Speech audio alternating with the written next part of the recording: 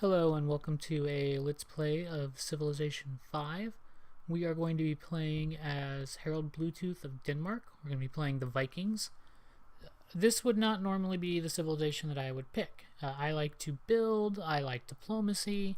These are all things that I like to do in my normal games. And the Vikings are very much not like that. But the reason I'm choosing the Vikings is I'm doing this game kind of as a tribute to a friend of mine who recently passed away. One of our favorite things to do was play Civilization 5 together, and the last game we played, there were Vikings, and he did not get to finish that game.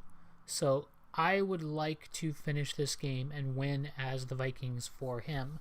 So this one is for Will, who's not with us anymore, but these Vikings are going to forge a path to Valhalla. So we're playing on a archipelago map. It's a large world, Emperor difficulty. There's some civilizations. I chose the civilizations that we're going to be fighting just because I wanted the Vikings to be fighting people that actually made sense for them to be encountering. So there's going to be Germany, the Celts, England, Sweden, the Netherlands, France. These are all like the Europeans that I think they had the most contact with. I also threw in some other places to represent the expansive range of the Vikings at the height of their civilization. They went a lot further than I thought. So we've got the Iroquois to represent their moves into North America, into like Greenland and places like that. We've also got Byzantium because they dealt with Constantinople more than you'd expect on the Black Sea. So that's going to stand in for them. And also Morocco because they also made it as far as North Africa. So these are going to be our the people that are fighting us. Like I said, it's an archipelago. We're an emperor. I am going to choose a legendary start for... No, we'll go with standard. I was going to choose legendary, but let's make it interesting and go with standard. Alright, we're going to start this. I will let you listen to the Viking introduction. I've never played the Vikings before, so this is Honor new to and me. glory be yours, Harald Bluetooth Gormson, mighty heir of King Gorm the Old and Tyra Danibod. Not only were you victorious on the battlefield against the armies of Norway, you also completed massive construction projects across the land, numerous ring fortresses to protect the populace from invasion and eternal strife. You successfully drove off waves of German settlers in 983 AD and sheltered your kingdom from unwanted foreign influence. Stalwart Viking, the time for greatness is upon you once more. You are called to rise up and lead your people to renewed power and triumph. Will you make the world shudder once more at the very thought of your great armies of Norsemen? Will you let the Viking battle cry ring out across the crashing waves? Will you build a civilization to stand the test of time? So, as you can see, as the Vikings, we have some special abilities here. We have a power called Viking Fury, which lets our embarked units move faster, and they're able to move from land to sea relatively cheaply. They also don't pay any movement to pillage, so as we're attacking people, we can raid their farms and villages and replenish our ranks from that. So we're fast and we're hard to kill. We also have two military units. We have a Berserker. So Berserkers replace the Swordsmen, so they come kind of in the early mid part of the game. We have to get to metal casting to get them. We need iron. They cost a little more than Swordsmen to make, but they are stronger and faster. They can also... let's see. So they come earlier than the longswordman does normally as well. So sorry, they replace the swordsman, they stand in for the longswordsman. So kind of early medieval times is when we should be getting these guys.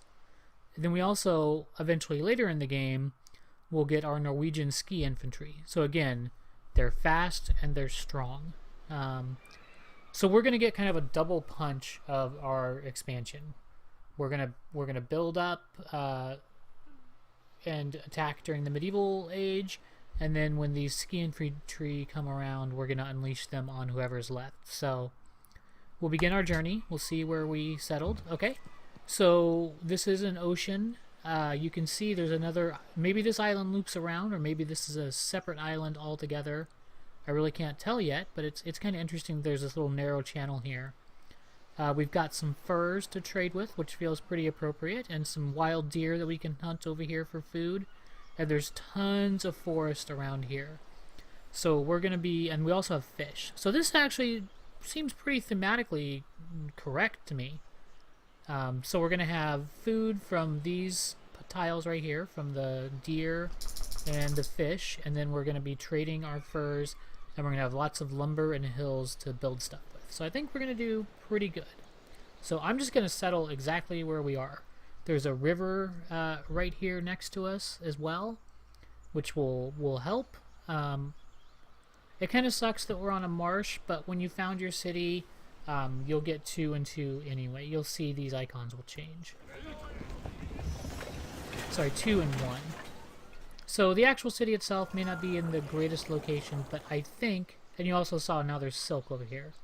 So there's lots of furs and silks to trade, fish to harvest, and deer to hunt. So not too bad. The Danish warriors are going to move up over here to this hill and try and take a look around. I really want to see if this connects. So we're going to start working our way south. We also have to choose what we're going to build in Copenhagen. Normally I would build a scout, but we're on an archipelago map, so the odds of this island being big enough to need an extra scout is pretty small. So we're going to build a warrior. And then probably after that we're going to build a monument. Because we're going to be going with honor and liberty as our social policies, so we're going to have a strong military and we're going to expand out. But we're not going to get monuments for free from tradition, so we want to compensate for that.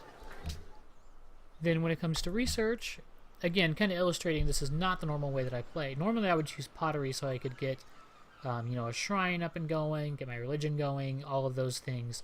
But it's very important for us to know when we're settling our cities where the iron is. So we need to get the bronze working as soon as we can. So we're going to select mining as our first technology. And we're going to advance the game.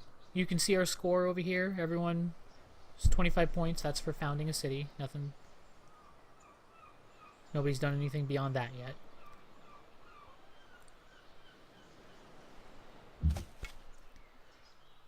So it's very slow going here in these forests.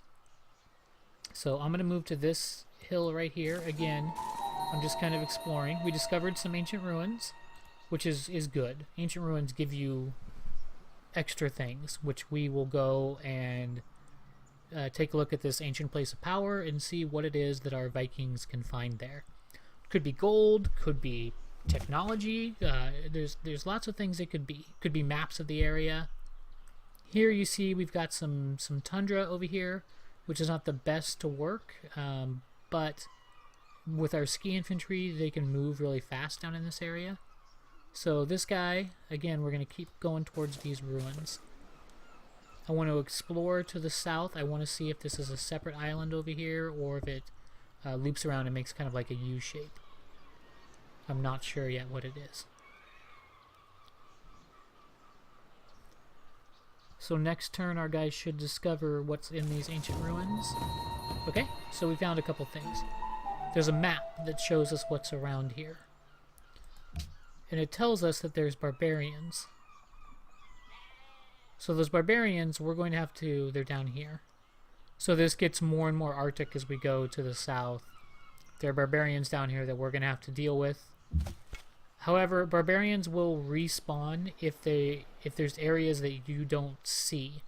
So I'm not going to fight these barbarians yet. I want to have that second military unit so that we can combine our forces together and attack them, wipe them out, and by that point we'll have explored our whole island and we can take them out and then we shouldn't respawn. So this guy is going to work his way back over here. I see there's another ancient ruin over here, so I want to try and get to that as soon as I can. So I'm going to move to that ancient ruin as fast as I can. Now we're also building the second military unit.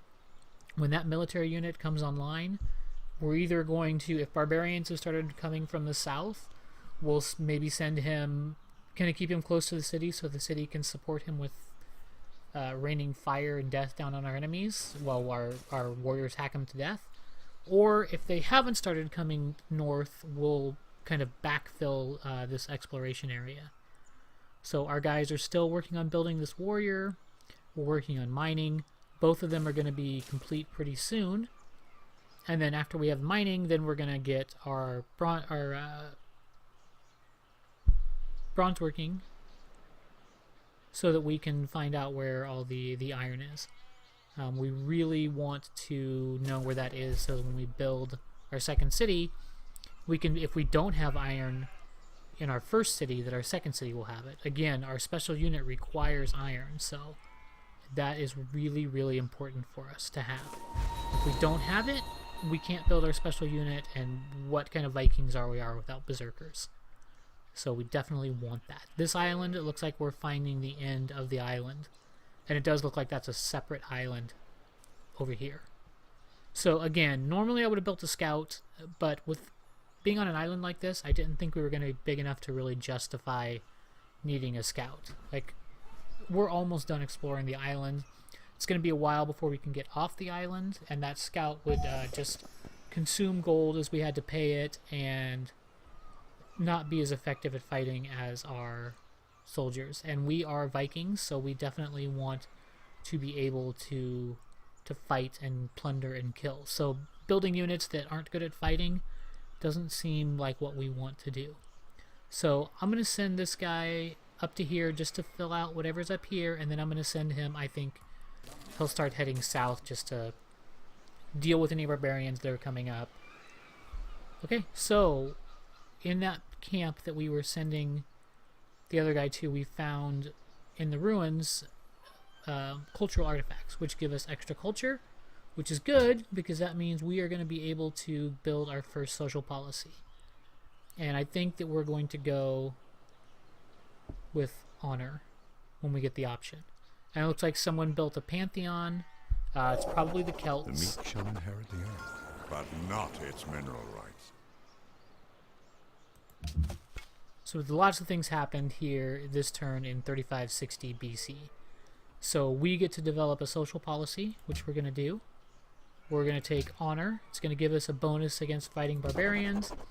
And any barbarian camps that appear, we're going to know about. So that's pretty good for us. Then we have to choose our research. Again, we're going to go for bronze working because I want to know where that iron is so that when I start building my other cities, we will be able to select ones that have iron. We're going to build some cities, but most of our cities we're going to take from other people. We are not great builders in this game. We're more conquerors. So these units need orders. This guy, I want him to go up here. Let's pop him over here. And up there. So he's going to keep exploring this little area over here. This guy, when he's done with his movement, again, we can see this other island over here, but I can't get there yet. So this guy is going to continue exploring. I am going to put him on this hill so he can see further. When you're up on hills, you can see further than you can on flat land. This guy I'm going to send kind of down to the south. I want to be able to see when any of these barbarians are coming. I think first what I'm going to do is I'm going to send him... I could send him straight down this way, but I'm going to pop him over to here and see what I can... if I can reveal some of this fog of war over here in this little corner. Now, one thing you're doing when you're exploring around is you're looking for where to build your second city. And this, to me, clearly is the best spot on the island. But there might be something in the way down there, like a barbarian camp or something that's going to prevent that. So I want to know what's down there. This should... Yep, this is the end of the island. This also would not be a bad spot for a city. There's nothing that spectacular about it, but it's got a good mix of decent resources. So you've got some plains, there's some sheep and stone. So if nothing more exciting comes along, I'll probably build another city over here. But I definitely want to build a city over here. There's stone, there's fur, there's sheep, there's fish, there's all kinds of things over here that are going to make for a great city. Provided that nothing too terrible is hiding in this area. And there's also a mountain right here. So somewhere over here I'm going to build the city. If I build it right next to the mountain, later on I can build observatories and stuff that'll help my science. So we'll just have to see what's over there. Now this guy, it's a longer haul for him to get down here, but we're going to start him on his way down south. We're going to deal with these barbarians pretty darn soon. So these guys are moving.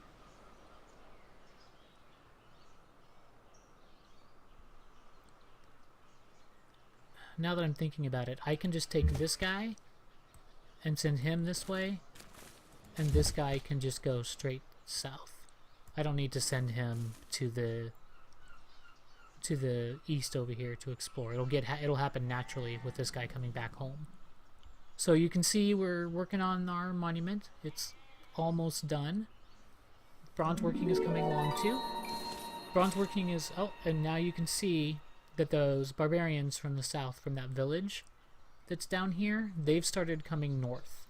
So we could go down into the forest here and fight them.